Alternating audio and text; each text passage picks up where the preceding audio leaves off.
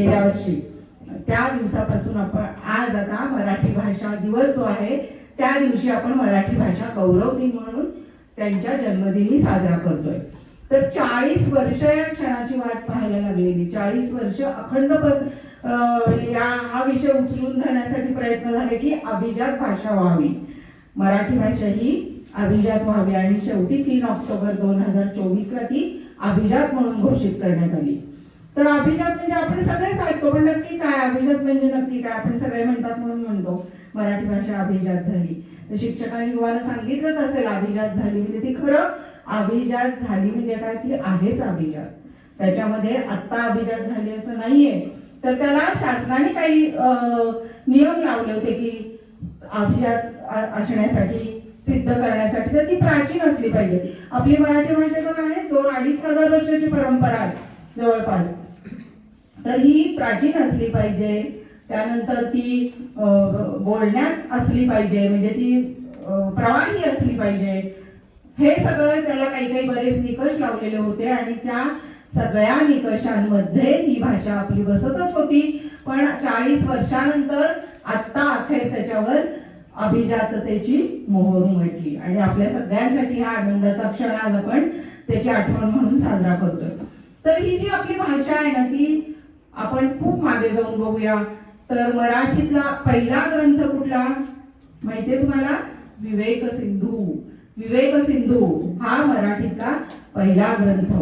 आणि त्याच्यानंतर जे चक्रधर स्वामी होते, चक्रधर स्वामींनी काय केलं, ग्रंथ म्हणजे चरित्र ग्रंथ लिहायला सुरुवात केली. मग त्यांच्या चक्रधर स्वामींच्या या मराठीतल्या ग्रंथापासून मग पद्य ग्रंथ रचना करण्यास चालू झाली किंवा पद्य मराठी चालू झालं.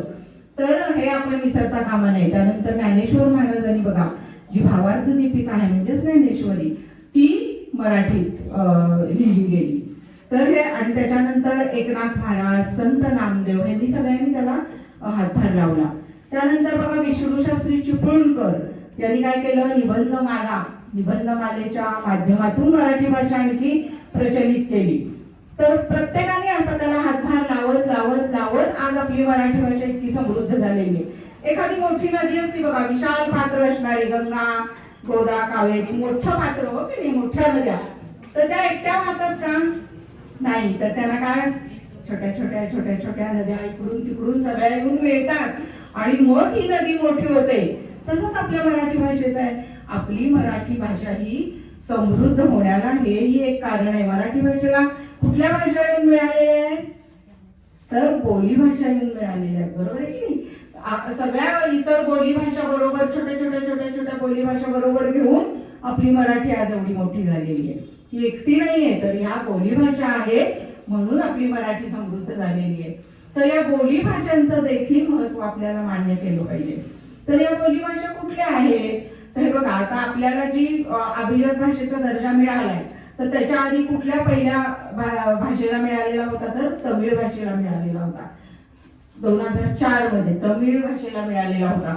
आणि त्यानंतर बाकीच्या ज्या मल्याळम, कानडी या ज्या भाषा होत्या, उडिया, तर या भाषांना मिळालेला होता. आणि आता 2024 मध्ये आपल्या मराठी, पाली, प्राकृत या भाषांना मिळालेला आहे. कन्नड, तर या भाषांना अभिजात भाषाचा दर्जा मिळालेला आहे. तर ह्या बोली भाषांचं महत्व जास्त आहे. बोली भाषा अभ्यासक्रमात आहेत की नाही तुम्हाला? आहेत अभ्यासक्रमामध्ये. तर या बोली भाषा ज्या आहेत त्या जिवंत राहिल्या पाहिजेत. त्यांचा अभ्यास या मराठीच्या बरोबरीने झाला पाहिजे तुमचा. आपल्याकडे बघा काही कुठून कुठून आलेले विद्यार्थी असतात, तर त्यांना काहींची भाषा वेगळी असते, ग्रामीण भाषा असते की नाही, तर खूप खेळोळ बोलतात. आपण हसतो, आपल्याला हसू येतं की असा काय बोलतोय, अशी काय बोलते ही, थोडंसं वेगळ्या नजरेने आपण बघतो की नाही त्यांच्याकडे. मग त्याला पण न्यूनगंड निर्माण होतो मनामध्ये. मग तो विद्यार्थी किंवा विद्यार्थिनी शांत बसते वर्गात, उत्तर येत असून उत्तर द्यायला उभी राहत नाही का, तर मग सगळे हसतात. तर असं होता कामा नये. शिक्षकांनी या गोष्टी जाणून बुजून लक्षात ठेवल्या पाहिजेत की त्या विद्यार्थ्यांची भाषा इतर विद्यार्थ्यांच्या समोर कशी येईल. मला तर वाटतं त्यांच्या ज्या वेगळ्या भाषा आहेत ना त्या भाषेसाठी एखादा कार्यक्रम केला पाहिजे की तुम्ही तुमच्या भाषेत बोला, तुम्ही तुमच्या भाषेतलं गाणं म्हणून दाखवा, तुम्ही तुमच्या भाषेत याला काय म्हणता, मग ते इतर विद्यार्थ्यांना कळू दे. तर हे सगळं आपल्याला कळलं पाहिजे. एकच आपली भाषा घेऊन आपण बसायचं नाही की मी श्रेष्ठ, माझी मराठीच, माझं बोलणं श्रेष्ठ, आमच्या गावातलीच भाषा श्रेष्ठ, असं नाही. तर आपण या सगळ्या इतर भाषांचा सुद्धा छोट्या छोट्या विचार करायला हवा की ती आपल्याला मराठी भाषा मोठी करायला उपयोग होणार आहे. प्रत्येक कुटुंबामध्ये बघा एक पार्श्वभूमी असते भाषेची. प्रत्येक कुटुंबामध्ये एका कुठल्या तरी भाषेची, बोली भाषेची पार्श्वभूमी असते. तर आपलं काम काय तर ती भाषा आपण इतर लोकांच्या समोर ठेवली पाहिजे. त्यांचे शब्द, त्यांच्या नोंदी केल्या पाहिजेत, त्याच्या अर्थांच्या नोंदी केल्या पाहिजेत आणि त्याच्यातून काय आपल्याला नवीन छोटंसं नाटक, एक छोटंसं काही प्रवेश असं बसवता येतोय का, तर त्या विद्यार्थ्यांना सुद्धा आनंद होईल, त्यांची भाषा सगळ्यांच्या समोर येईल आणि मराठी जास्तीत जास्त समृद्ध होईल. मराठी ही एकटी नाहीये, तर या सगळ्या बोली भाषा आजूबाजूला वावरतायत आणि म्हणून मराठी भाषा उठून दिसतीये. म्हणून हे प्रत्येकाने लक्षात ठेवा की आपली कुठली भाषा असू द्या, आपण कमी लेखायची नाही. मग त्या विद्यार्थ्यांनी सुद्धा, ग्रामीण भाषा बोलणाऱ्यांनी सुद्धा मराठी आपल्याला इतर मुलांसारखं कसं बोलता येईल, आपण पण ते शब्द शिकले पाहिजे, घरात शिकवले पाहिजे, हे करता येईल. तर हे अजून काय, कशामुळे हे शक्य होणार आहे तर अनुवाद करण्यामुळं. अनुवाद करण्यामुळं सगळ्यात जास्तीत जास्त मराठी भाषा समृद्ध होणार आहे. आता अभिजात भाषेचा दर्जा आपल्याला मिळालाय, मग आपण ही भाषा समृद्ध करायची, वाढवायची आहे, तर मग काय काय केलं पाहिजे त्याच्यासाठी, तर मराठीतच बोललं पाहिजे. हे तर आहेच तुम्हाला माहिती की मराठीतच इंग्रजी आणि इतर शब्दांचा कमीत कमी वापर करायचा आणि मराठी जास्तीत जास्त बोलायचं. त्यानंतर आपण काय केलं पाहिजे, मराठीत आपली सही केली पाहिजे. मराठीत सही करण्याचा प्रयत्न केला पाहिजे, जास्तीत जास्त. होणार नाही पटकन, पण जास्तीत जास्त प्रयत्न केला पाहिजे. त्यानंतर आपण काय केलं पाहिजे तर अनुवाद करण्याकडे, तुमचं अनुवाद तंत्र जर तुम्ही शिकलात तर तुम्ही जास्तीत जास्त समृद्ध व्हाल. तर अनुवाद म्हणजे काय तर इतर भाषेतलं आपण मराठीत अनुवाद करायचा, भाषांतर करायचं. आपल्या भाषेतलं इतर भाषांमध्ये अनुवाद होईल. तर ही भाषेची देवाणघेवाण करण्यासाठी अनुवाद हे एक उत्तम तंत्र आहे आणि ते आपल्याला जमलं पाहिजे. चुकेल आपलं आता एखादं इंग्रजी, कारण का तर ते चांगले विचार आपल्यापर्यंत पोहोचणार कसे. जर आपण ऐकलं की हे अमुक अमुक इंग्रजी पुस्तक खूप चांगलं आहे, बेस्ट सेलर आहे आता आणि खूप चांगलं आहे हे पुस्तक, तर ते आपल्याला वाटतं ना की आपल्याला एवढं सगळं म्हणतात, छान आहे छान आहे, काय एवढं आहे या पुस्तकामध्ये, मग हे आपल्याला आपल्यापर्यंत येणार कधी. तर हे अनुवाद करणारा कोणतरी हवाय. मग अनुवाद जर त्यांनी उत्तम केला तर तुम्ही पटकन उचलून वाचायला घ्याल आणि मग तुम्ही सगळं ते पुस्तक वाचून समृद्ध व्हाल. त्याचप्रमाणे आपल्या मराठी भाषेतलं पण तिकडे अनुवाद होतात, बरोबर आहे की. परकीय भाषेमध्ये आपल्या मराठी भाषेतल्या साहित्याचे अनुवाद होतात, ते लोक समृद्ध होतात वाचून. आपण आता इकडे म्हणतो मराठी शाळा बंद पडत चाललेल्या आहेत. अमेरिका या प्रगत देशांमध्ये तर तिकडे मराठी शाळा उघडत आहेत नवीन नवीन, आणि आपण इकडे म्हणतो मराठी शाळा बंद पडत चालल्या. तर त्यांनाही मराठीची गोडी लागलेली आहे. इतकी आपली भाषा सुंदर आहे की त्यांनाही तिकडे गोडी लागलेली आहे त्या भाषेची. मग अशी जी भाषा आहे ती कशातही मागं नाही आहे आणि ती पहिल्यापासूनच अभिजात आहे, अस्सल आहे, पवित्र आहे, खूप छान आहे, गोडवा आहे तिच्यामध्ये आणि म्हणूनच ती सगळ्या निकषांमध्ये बसलेली आहे आणि ती अभिजात झालेली आहे, श्रेष्ठ ठरलेली आहे. जी आधीपासून आहेच, आता ठरलेली आहे असं नाही, पण ती शासनाने त्याच्यावर शिक्कामोर्तब केलेलं आहे, म्हणून आपण म्हणतोय की ती अभिजात म्हणून मान्यता मिळालेली आहे. तर अशी आपली मराठी भाषा आपण या शाळेत, तुम्ही जे विद्यार्थी आहात तुमच्यापासूनच ती मोठी होणार आहे. घरामध्ये, शाळेमध्ये शिक्षक तुम्हाला शिकवत आहेत, तर ही जी भाषा आहे ती जास्तीत जास्त कशी छान होईल, जास्तीत जास्त आपण मराठी भाषेमध्ये कसं लेखन करू. मला तुमच्या शाळेतले एक फार आवडते की सूत्रसंचालन करता तुम्ही विद्यार्थी, हो की नाही. सूत्रसंचालनामुळे तुमची भाषा समृद्ध होणार आहे, लक्षात घ्या. हे सूत्रसंचालन करणं अतिशय प्रभावी असतं. जी मुलं मुली अजून बोलत नाहीयेत त्यांनी सूत्रसंचालनामध्ये भाग घ्या. भाग घ्या म्हणजे कार्यक्रमाचं सूत्रसंचालन करा. शिक्षक तुम्हाला सांगतात हे असा असा कार्यक्रम आहे, तुम्ही सूत्रसंचालन करा. तुम्ही जर, तुम्हाला अनुभव येईल की सूत्रसंचालन करायला लागल्यापासून तुमची मराठी भाषा सुधारली. खूप छान. तुम्ही काय करता मग, जो कार्यक्रम आहे त्याची माहिती गोळा करता की नाही.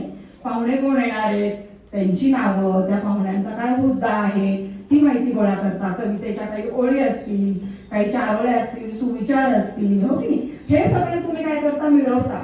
म्हणजे तुम्हाला गोडी लागायला सुरुवात झाली की नाही. आणि मग सगळे म्हणतात छान सूत्रसंचालन केलं तुम्ही, मग तुम्हाला एक छान उत्साह येतो, तुमचं कौतुक होतं, तुमचा उत्साह निर्माण होतो तुमच्यात, आणि पुढच्या कार्यक्रमाचं तुम्ही अजून छान सूत्रसंचालन करता. म्हणजे काय होतं, ऐकण्याचं काम होतं, तुम्ही जे संशोधन करता ते सुरुवातीपासून महत्वाचं ठरतं आणि तुम्हाला मराठी भाषेची गोडी लागते.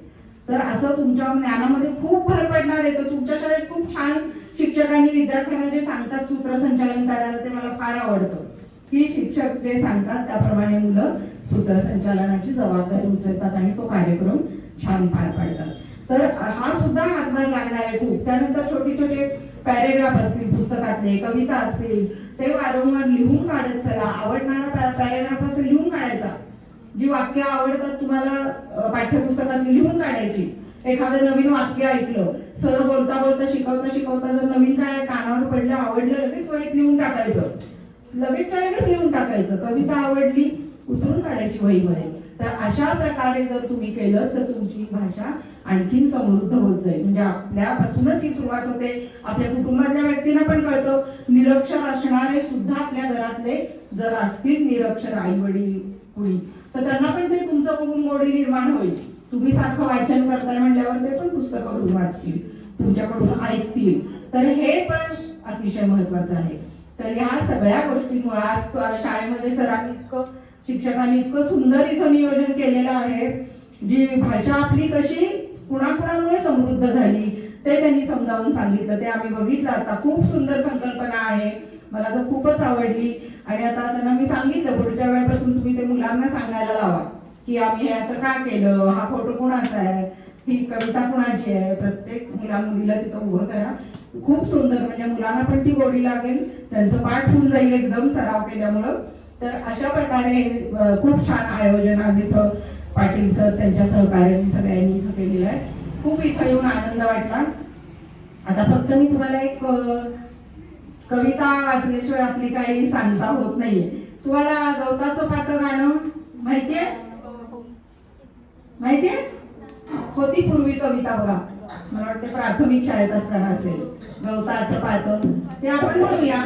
तुम्ही माझ्या मध्ये फक्त टाळ्या वाजवायच्या आहेत, ते फक्त टाळ्या वाजवा, 4 टाळ्या द्यायच्या त्या. म्हणून ते आपण का म्हणतो आपण ते गाणं, तर ते कुसुमाग्रजांनी लिहिलेली आहे ती कविता. हा, तर ते आपण म्हणूया आणि मग मी माझं मनोगत संपवीन. तेवढं आपण गाणं म्हणूया.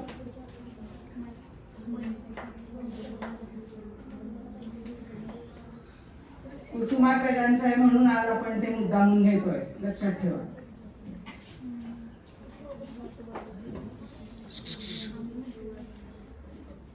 शिवराज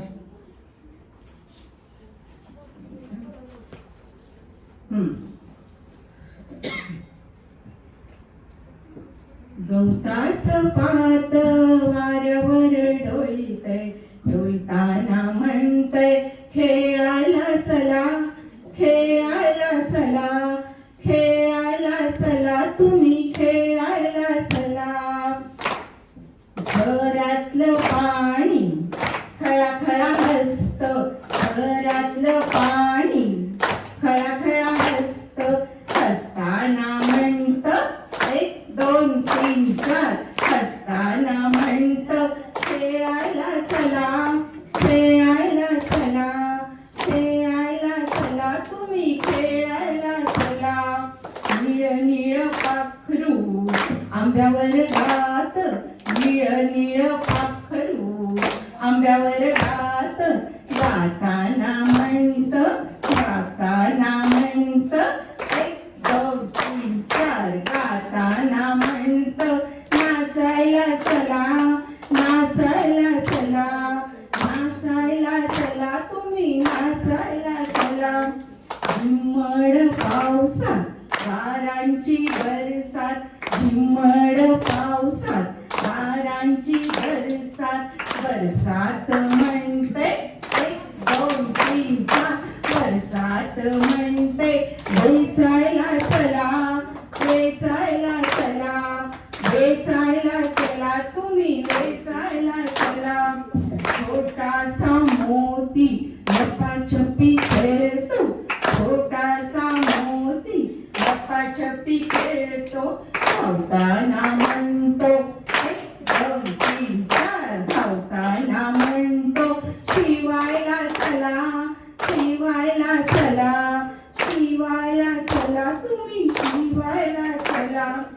मनीच पिल्लू पायाशी गळत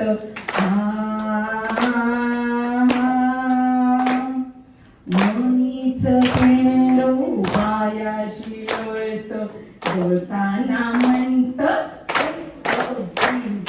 लोळताना म्हणत जेवायला चला जेवायला चला जेवायला चला तुम्ही जेवायला चला गवताचं पात वाऱ्यावर डोलत डोलताना